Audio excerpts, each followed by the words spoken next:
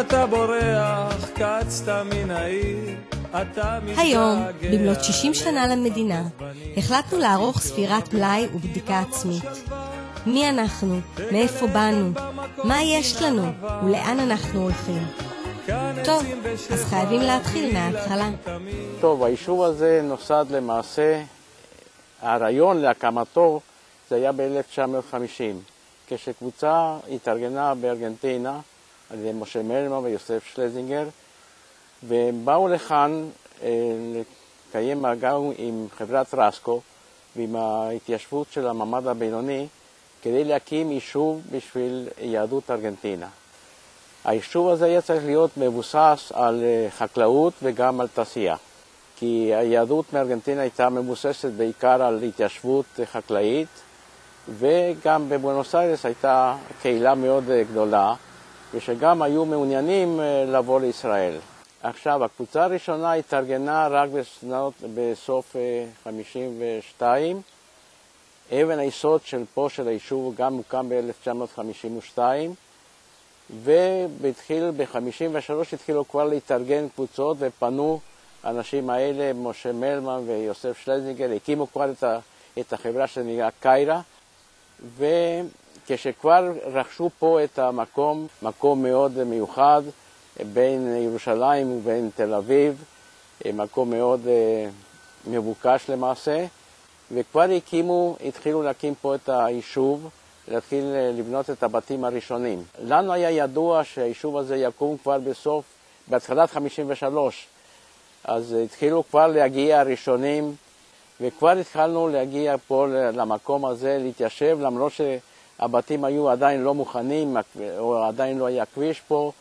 קבוצה הראשונה הגיעה בדצמבר 53, אני הגעתי במאי 53, וכבר מינו אותי להיות המזכיר פה כדי לארגן את הגעתם של אנשים, ולהתחיל לארגן כבר את הבסיס החקלאי. כבר הבאנו כבר את כל הציוד החקלאי, הפיטינגים, הקופלונגים וכל אביזרי השקיה, כדי שהיישוב יהיה כבר מוכן לקלוט את האנשים ברגע שיגיעו הראשונים.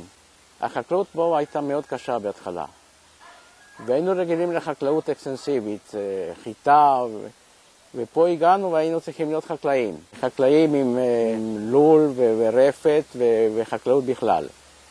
המושב בשנת 55, כשאני עליתי בראשית 55, היה מורכב סך הכל מאיזה 30 משפחות, קראו לזה אז עדיין כפר ארגנטינה. אני זוכר את המושב בהתחלתו, מכוניות לא היו, לנו היה במקרה את הטנדר הראשון, היו אז כ-35 אולי 40 רפתות, ולכולם, כולל משקי עזר, היו לולים. לשכן היה רפת, והיינו הולכים שם כל בוקר, היה שופך. בגלל הבעיות המשותפות, איפה למכור את העוף טיפ-טיפה יותר יקר, ואיפה לקנות את המזון לעופות או לפרות קצת יותר זול, אז מובן שזה חייב שיתוף פעולה הדדי. גם כן בגלל זה שהיינו הרבה יותר קטנים, היה הרבה יותר אינטימי, והיה מבחינה הלוגיסטי היה יותר קל. אז היינו מצליחים שנתיים-שלוש, הצלחנו לעשות סדר פסח מסורתי, סדר שני, שכולם הביא את התבשיל שלו, וישבנו שם במזכירות. 1955, בזמן שהייתי מזכיר נוער מפא"י במונטווידאו, באורוגוואי, החלטנו לארגן קבוצה או קרין עלייה, לבוא לגור לארץ. בתקופה שהגענו לניוצי, או כבר ארגנטינה, כמובן לא היה כלום, היו בתים שקיבלנו מרסקו, הבתים הקטנים, בלי פיתוח, בלי גינות כמובן, חשמל לא היה לנו בין 6 ל8 חודשים, וכך התחיל בעצם את התהליך של הקבוצה שלנו מאורוגוואי. הכוונה הייתה בעיקר להתעסק בחקלאות, למרות שאף אחד מאיתנו לא היה לו רקע חקלאי. הרקע של כל הקבוצה שלנו הייתה רקע עירוני לגמרי, זאת אומרת שבשבילנו כל הנושא היה חדש. הגענו לארץ בסוף חודש אוגוסט שנת 56. ידענו שמחכה לנו בית, כי את הבית קנו, את המושב למעשה יסדו אותו בארגנטינה. ועבור הבית קנינו דרך החברה מייסדת. אז הייתה קורת גג ברגע שהגענו, רק שהייתה מכוסה בעצבים שלא ראינו את הבית מרוב גובה ומכמות העשב היבש שהיה סביבה. הייתה תקופה מאוד קשה, קודם כל היה חום נוראי, אוגוסט, אנחנו לא היינו רגילים ללחות ולחום הזה. שנית כל מנותקים, מזלנו הייתה שפה משותפת, כן? כי כל אלה שגרו במקום היו דוברי ספרדית. אחר כך התחלנו לדאוג לעניין של הפרנסה. היינו אמורים לקבל אפרוחים, לגדל אותם בגיל של יום אחד. הגיעו האפרוחים, ועם רצון טוב לומדים כל דבר. למדנו לתת זריקות לאפרוחים בני יום, ולפתח את הלול. עולם אחר לגמרי, זה לא החקלאות שהכירו, אבל היינו בארץ ישראל, וזה מה שהיה חשוב. עכשיו, בהתחלה אנחנו קיבלנו רק אנשי ארגנטינה שבאו, או אורוגוואי או צ'ילה, ובסוף התחלנו גם לקבל ישראלים. היינו הצברים לא הראשונים, אבל כמעט שלא קיבלו אותנו לכפר. החליטו שאנחנו לא ילידי ארגנטינה, אבל בסוף קיבלו אותנו אחרי המלצות חמות. אני ילידת מושב כפר יהושע. אותי קיבלו, אבל אחר כך את בעלי אמרו שהוא יליד באר יעקב, אז לא קיבלו אותו בהתחלה, אבל אחר כך, אחרי המלצות מהרגוב, שהיה מנהל חבל לכיש, קיבלו אותו.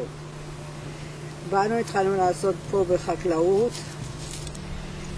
כשבאתי לכפר כאן, הייתי די בשוק, כי אני ילידת מושב, מהמושבים הוותיקים בארץ, ומשק כאן זה נראה כמו, מה אני אגיד לך, כמו שההורים שלי התחילו לפני 60 שנה, היה משק כאן בכפר, הייתה איזה רפת קטנה ואיזה לול, באותו זמן שבכפר יהושע היו משקים מאוד מפותחים. פה שבאתי דיברו ביידיש, באספות דיברו ביידיש, או ספרדית, כמעט שלא שמעת כאן עברית. ולאט לאט נכנסנו ככה לחיי הכפר. היינו עושים כאן ביחד מסיבות חנוכה, פורים, אבל בכל זאת במשך כל השנים היה איזשהו הבדל בין הארגנטינאים לישראלים.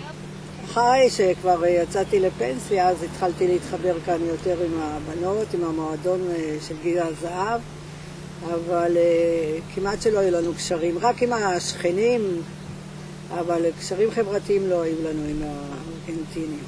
הגענו פה ולא מצאנו בעצם כלום, אז היינו צריכים להילחם עם המוסדות כמו רסקו, שיקיימו הבטחות שלא הקימו ושיביאו תקציבים שלא הביאו, והדרכה שלא לא קיבלנו. אז היה מלחמה כמו כל עולה חדש.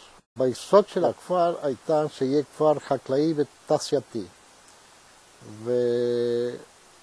וזה בעצם מה שהיה כשבנו את המושב. בנו משק חקלאי עם 28 דונם, במשק 10 לאנשים שהתעסקו בתעשייה ולא בחקלאות, בני דונם. אנחנו רצינו לשלב שניהם ביחד, זאת אומרת להתעסק מי שיכול קצת בחקלאות, וב-59 אנחנו כבר החלטנו שאנחנו הולכים להקים מפעל טקסטיל בתור קואופרטיב או עסק משותף בין כל הקבוצה של האורוגוואים. וזה בעצם היה תשתית של התעשייה בניר צבי, מה שהיום הגיע באמת לפיתוח יפה וגדול.